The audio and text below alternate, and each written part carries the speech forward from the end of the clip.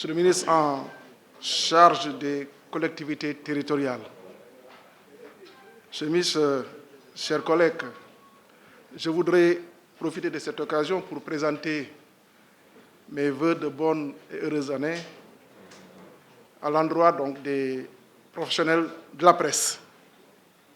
Monsieur le ministre, j'ai été l'objet donc de 6 questions autour de 3 thématiques. La première, c'est concernant les mesures prises à l'endroit des transports terrestres. La deuxième thématique est relative donc au transport interurbain.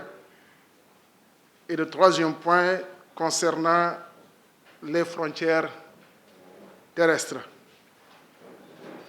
Par rapport donc au premier point, la première thématique, pour les mesures à prendre pour lutter contre la propagation de la COVID-19 par le biais des moyens de transport publics et privés, j'ai pris l'arrêté du 7 janvier 2021, numéro 000099, dont les principales mesures portent d'abord sur la diminution du nombre de places autorisées dans les véhicules de transport public et privé, ensuite sur les dispositions sanitaires à respecter dans les véhicules et au sein des gares routières.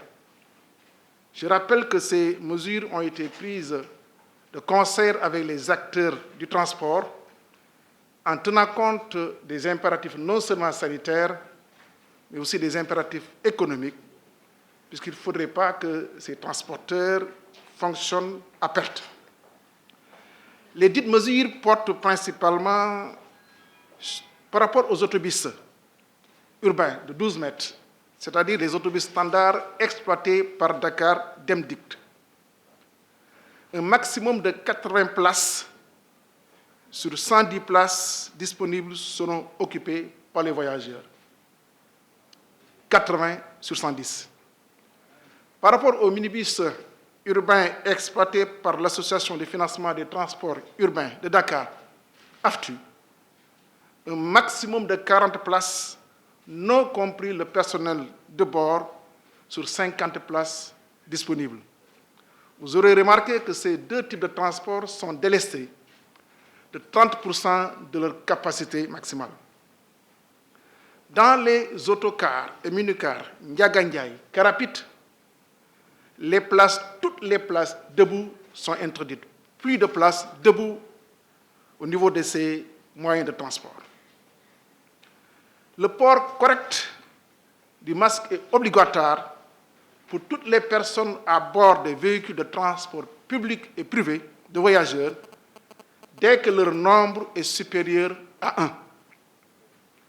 Les entrées et sorties des gares urbaines de passagers se font dans le respect des mesures d'hygiène et de sécurité arrêtées par l'autorité sanitaire compétente. Les transporteurs sont tenus de nettoyer et de désinfecter leurs véhicules à l'intérieur comme à l'extérieur au moins une fois par jour. Ils doivent aussi fournir à leur personnel des masques et produits désinfectants pour les mains. Je rappelle que, afin donc de respecter ces dispositions, tout manquement donc, sera puni conformément aux lois et règlements en vigueur. Et toutes ces dispositions sont contenues dans l'arrêté que je viens de citer. Concernant la deuxième thématique sur le déplacement interurbain, M. de l'Intérieur l'a rappelé tout à l'heure, il y aura des mesures en termes d'arrêté qui seront prises au fur et à mesure que quand cela va s'imposer. Et concernant le transport interurbain, à l'heure où je vous parle, aucun arrêté n'est pour le moment pris. Aucun arrêté pour le moment pris. Nous aurons en tout cas l'occasion d'en discuter. Et si cela s'impose, effectivement, des mesures seront prises à cet effet. Au niveau des frontières terrestres,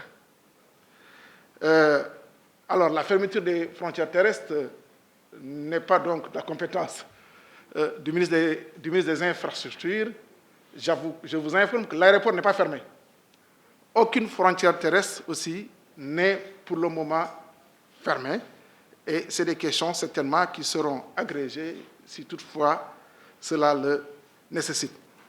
Je rappelle aussi que l'autoroute n'est pas fermée, mais reste sous les coups de l'exigence du couvre-feu.